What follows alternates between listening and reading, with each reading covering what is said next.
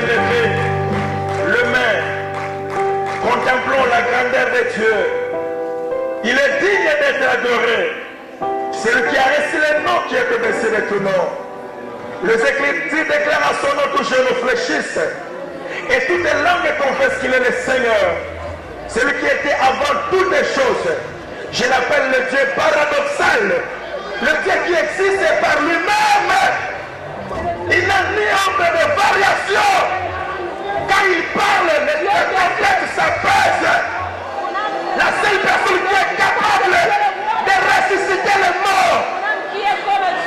Oh, pourquoi ne pas adorer ce Dieu? Pourquoi ne pas adorer ce Dieu? Oh. Est-ce que nous pouvons encore dire Alléluia? Est-ce que l'ensemble peut encore dire Alléluia à ce Dieu? Est-ce que l'Église peut encore dire Alléluia à ce Dieu? Est-ce que le peuple saint peut dire encore Alléluia à ce Dieu? Ah, il est saint.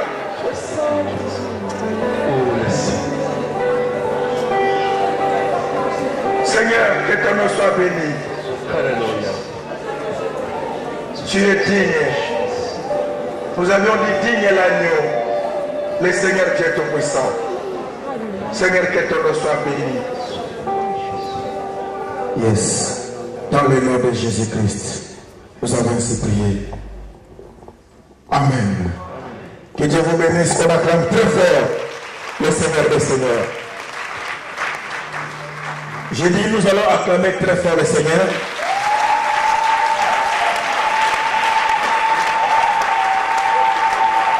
Nous allons acclamer le Seigneur. Tenons-nous debout, acclamons le roi. Acclamons le roi des rois. Merci, venez vous asseoir. Merci beaucoup malgré la grève, mais quand même, il y a les enfants de Dieu qui aiment leur Dieu, qui n'ont pas regardé à cela. Il y en a qui ont préféré même faire le pied, malgré le froid. Que Dieu vous bénisse. Nous allons prier. Lève la main droite si nous allons prier Dieu. Seigneur Dieu, nous voulons parler encore à ton peuple de ces mystères, de ces choses concernant ton royaume.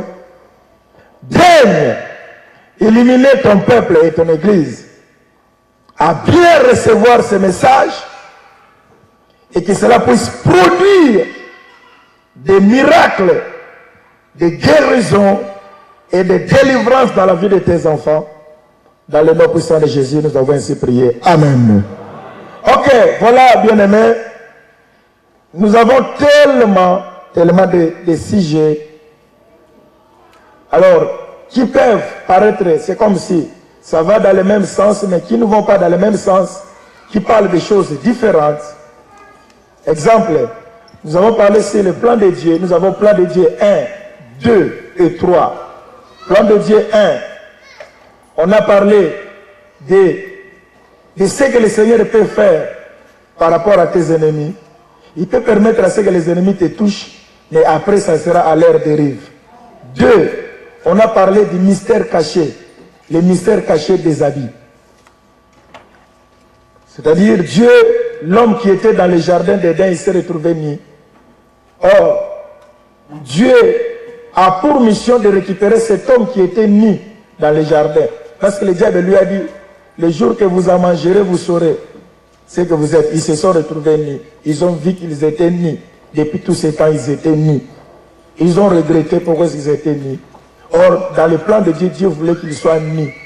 Et cette nudité, on a vu que ce n'était pas la nudité physique, mais c'était une profondeur spirituelle. En fait, ils n'étaient pas nus, mais ils étaient couverts de la grâce de Dieu. Alors, on a expliqué, et dans le plan de Dieu 3, il y a eu aussi la suite de ce mystère, les amis. Alors, nous avons parlé maintenant de 1, l'homme de la réalité 1, où maintenant nous parlons de la démarche de Dieu. C'est-à-dire dans le plan de Dieu, Dieu cherche maintenant à sauver l'homme. Alors, qu'est-ce que Dieu a commencé à faire depuis le jardin jusqu'à la fin pour sauver l'homme? Ça, c'est le plan de Dieu.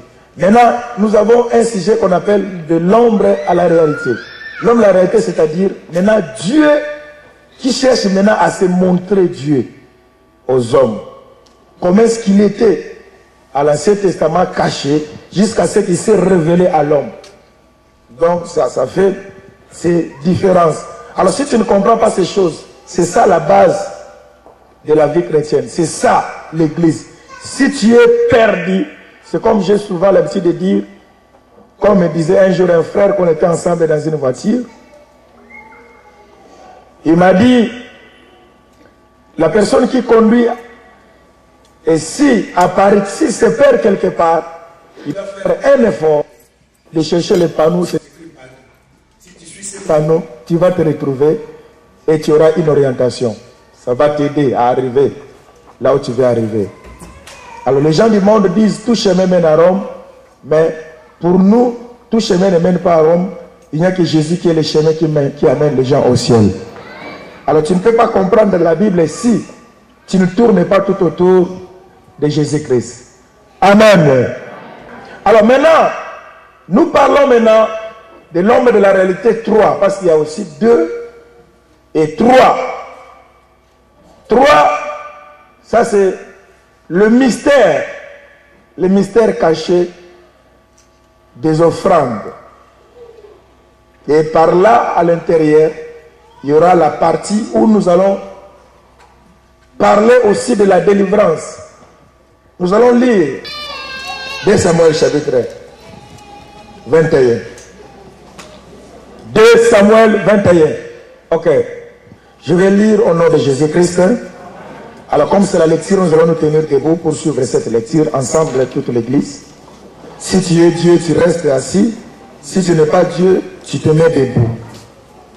Comme ça, toi qui es Dieu, vous allez vous combattre avec le vrai Dieu. Et on saura qui restera assis sur son trône. Nous lisons 1, 2, 3. Du temps de David, il y eut une famine qui dura 3 ans. Combien de ans? David chercha la face de l'Éternel. Et l'Éternel dit, c'est à cause de Saoul et de sa maison sanguinaire. C'est parce qu'il a fait périr les Gabaonites. Le roi appela les Gabaonites pour leur parler. Les Gabaonites n'étaient point d'entre les enfants d'Israël, mais c'était un reste des Amoréens. Les enfants d'Israël s'étaient liés avec eux par un serment. Et néanmoins, Saoul avait voulu les frapper dans son zèle pour les enfants d'Israël et de Juda. David dit aux Gabaonites, que puis-je faire pour vous? Avec quoi ferai-je l'expiation afin que vous bénissiez l'héritage de l'Éternel?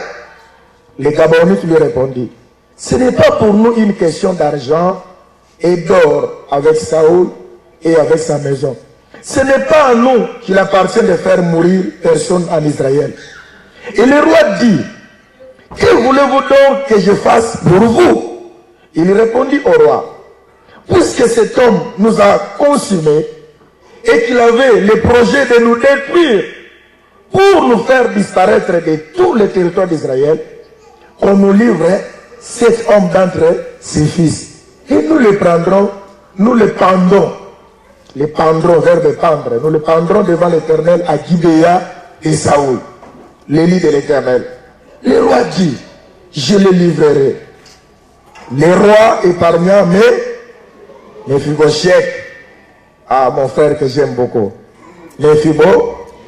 Méphibosheth, fils de Jonathan, fils de Saoul, à cause des serments faits entre eux devant l'Éternel, David et Jonathan, fils de Saoul. Mais le roi prit les 2 fils que Richpa, fille d'Aja, avait enfanté à Saoul, Harmonie et Méphibosheth, retenez bien et suivez très bien, Harmonie et Méphibosheth, et les 5 fils que Mérad, voilà, Mérad, fille de Saoul, avait enfanté à Adriel de Méola, fils de Barzillai.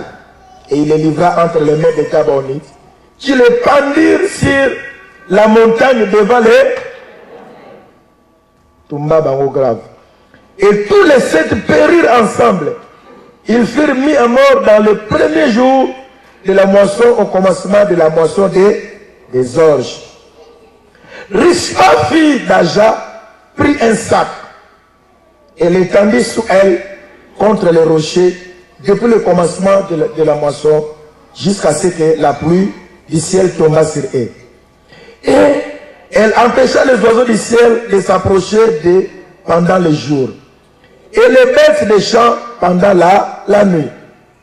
On informa David de ce qu'avait fait le fils d'Aja, concubine de Saoul.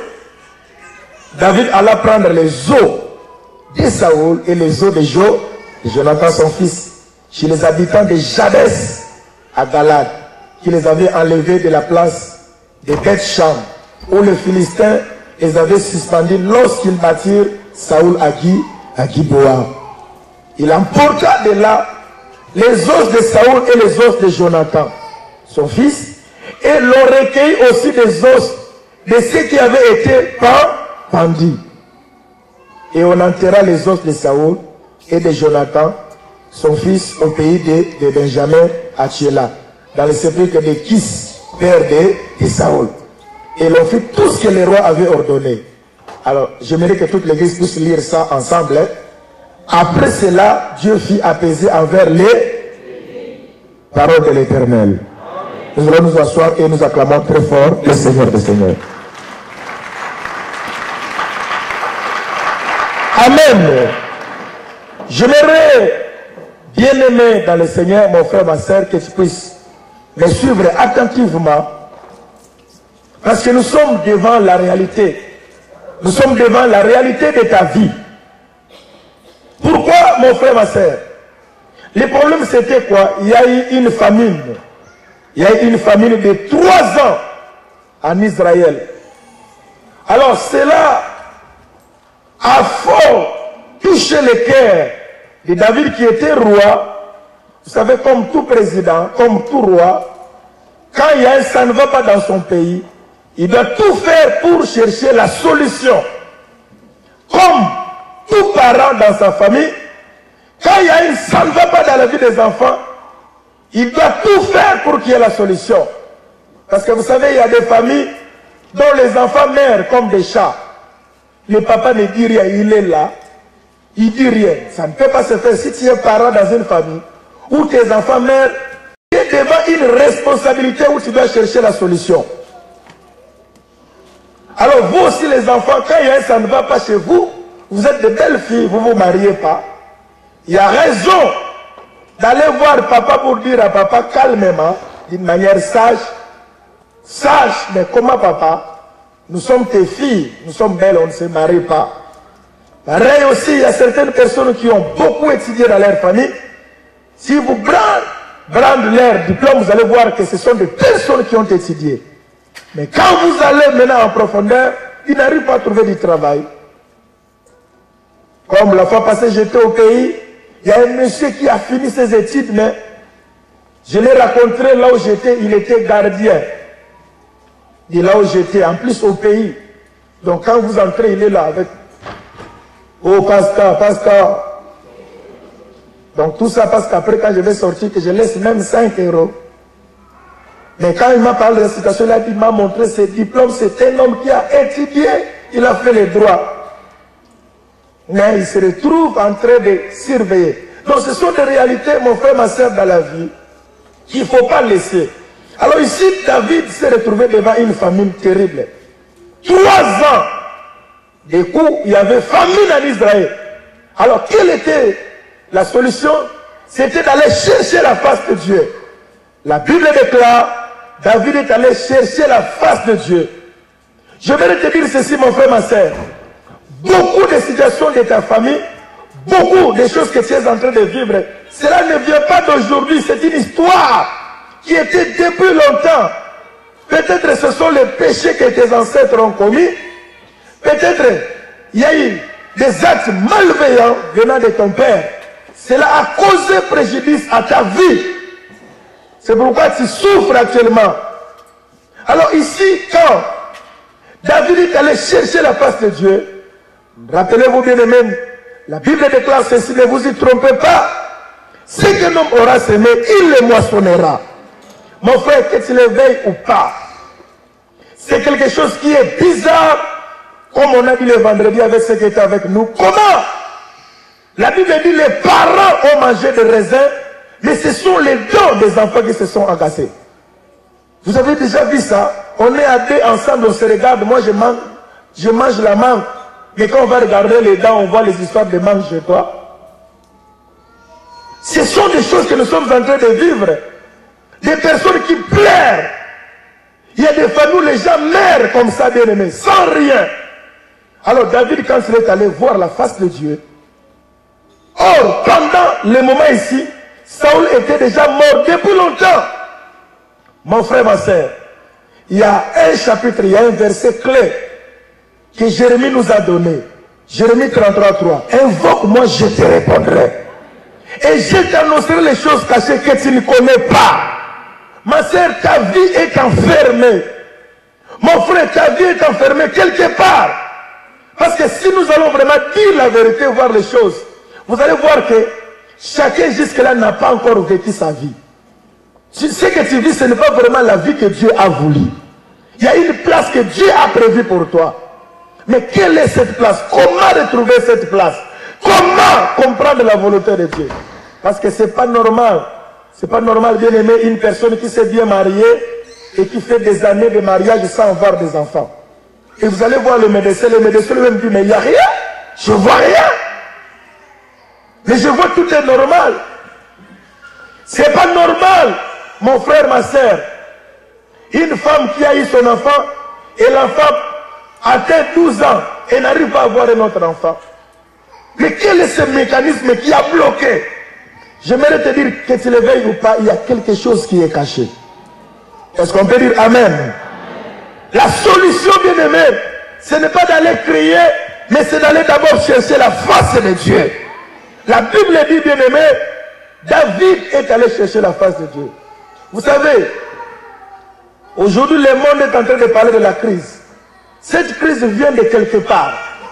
La solution, il faut qu'on arrive à chercher, à demander, à poser la question à Dieu. Parce que quelque part, Dieu s'est fâché à quelque chose. Vous allez comprendre tout au long de mon message ce que je vais dire. Je ne sais pas si Dieu me donnera le temps, parce que c'est ça, vraiment la base de la vie chrétienne, la base, la réalité de la vie de l'Église.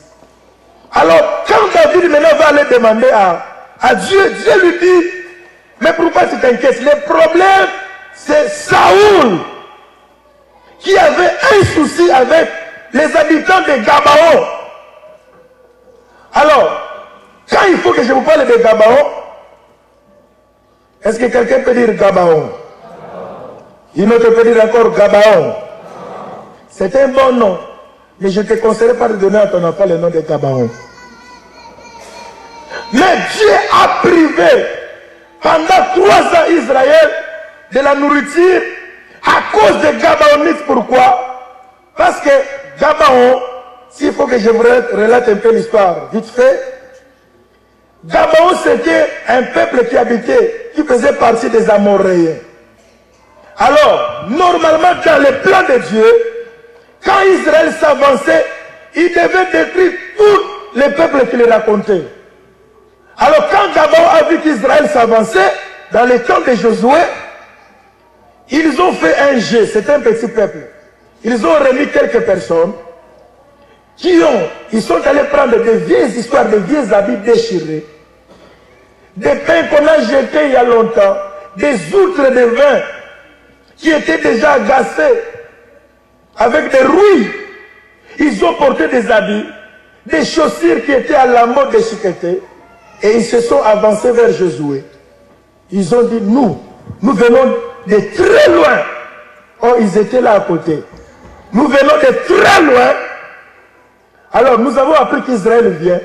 Et nous avons appris comment est-ce que Dieu est en train de frapper, comme il a frappé tous les peuples. Nous sommes venus chercher à faire une alliance avec vous. Nous incliner. Alors, regardez même nos habits, nos vêtements. Nous avons fait de longues marches. Même les pains qu'on avait amenés, regarde comment est-ce qu'ils sont séchés. Et Josué a crié sur parole, je dis bien sur parole, Josué a dit aux habitants de Gabon, il a dit, je ne vous tuerai pas, mais je fais alliance avec vous. Vous allez rester parmi nous. Voilà mon frère, ma soeur, c'est très important. Ce que tu es en train de souffrir, ma soeur, peut-être ton père, peut-être ta mère, était allé quelque part, où l'ancêtre, les parents de ton père, et lui-même, il est allé signer un serment. Parce que, bien aimé, vous devez savoir ceci. Par rapport au serment, il n'y a que les enfants de Dieu qui n'honorent pas leurs engagements. Mais les païens, les mondes des ténèbres connaissent ce qu'on appelle serment. Si tu ne respectes pas, ça va te causer du tort. Même dans la loi de Dieu. Si ta mère, ton père ou son père avait signé un serment dans le monde des ténèbres, s'il avait sacrifié vos maternités, ma sœur, tu peux crier. S'il n'y a pas la révélation de Dieu, on va tu vas faire des in vitro, on va faire tout, rien ne va marcher. Parce que cela ne dépend pas de toi, mais ça dépend d'un serment qui était signé. Alors ici, si vous allez dans Josué, chapitre 9, vous allez comprendre cette histoire. Parce que après, Josué a compris, il a connu la vérité. Que ces gens ont menti, ils étaient juste à côté là. Ils habitaient presque à côté ensemble. Mais comme Josué avait déjà prononcé la parole, c'était déjà fini. Rappelez-vous, mes frères et mes sœurs, la bénédiction était pour qui? La bénédiction était pour Ésaü. Vu que Isaac avait déjà prononcé la parole sur Jacob, il ne pouvait pas régner parce que la parole était déjà sortie. Dès qu'Ésaü a pleuré, parce que c'était déjà un serment. Chez Dieu, bien aimé, les choses marchent comme ça. Quand tu vas voir un marabout, il te demande quelque chose. Dès que tu donnes ta parole, bien aimé, c'est parti, c'est fini. Il faut maintenant chercher un moyen de rompre ce serment. Alors, ici maintenant, Josué, quand il a appris ce qu'avaient fait les Gabaonites, il les a dit, vous m'avez menti. Mais comme j'ai déjà fait le serment, je ne peux pas régner de ce serment. Vous allez rester avec nous. Mais sauf que vous serez nos esclaves. Vous allez commencer à nous prendre de l'eau et à rester avec nous. Alors, Saoul, quand il est devenu roi sur Israël, il a trouvé les Gabaonites étaient en train de marcher. Avec son zèle, la Bible dit, avec son zèle, parce qu'il a compris qu'ils avaient menti, ils avaient trompé. Alors avec son zèle, il a voulu les faire souffrir, les tuer. La Bible dit que c'était seulement dans sa pensée. Et il savait que Saoul le menaçait. Or, comme il y avait déjà un serment, Saoul ne devait pas agir de la sorte. Dieu a appris la chose. Et Dieu a frappé. Bien aimé, David n'est pas devenu roi ici. Ici, David est devenu roi maintenant. Après avoir régné sur Israël quand il était chassé par son fils Absalom. Quand il est revenu encore à la royauté, on parle de cette histoire. Ma sœur, dans ta vie, s'il y avait une situation passée, il peut arriver que tu trouves même le travail, qu'il t'achète la maison. Mais s'il y avait quelque chose, après quelques années, tu vas perdre le travail. Et tu souffres parce que tu dois récupérer les 3 ans de la famine. Jusqu'à ce qu'il y ait une personne qui cherche la face de Dieu. Mais ça, c'est un mystère de la vie. Il y a des personnes, des fois, il était bien à un certain moment, tout s'arrête dans sa vie. Parce que tu dois payer. Ne vous y trompez pas. Ce que l'homme aura semé, il le moissonnera. Tu peux avancer, dire, je suis bien, mais quand il y a un serment qui a été brisé, bien-aimé, tu en paieras le prix dans ta vie. C'est ce que nous voyons dans la vie, bien-aimé. La Bible dit, errez le peuple qui connaît le son de la trompette. Errez le peuple qui est éclairé par la lumière de la parole. Alors, peuple de Dieu, quand David maintenant a compris la vérité. Alors, il est allé voir, parce que là c'est Dieu qui lui a révélé. Il a dit c'est à cause du zèle de Saoul. Il a voulu montrer les zèles pour détruire les Gabaonites. Alors quand il est allé vers les Gabaonites pour poser la question, est-ce que les papas peuvent dire Amen? Amen. Les papas peuvent dire Amen. Amen. Je vais vous dire quelque chose. Alors une femme vient me voir. Il me dit, pasteur, ça fait longtemps que je suis marié, mais je n'ai pas d'enfant. Mais Dieu m'a dit que je te parle de ma situation. La situation était quoi? Quand elle était jeune, à l'âge de 13 ans,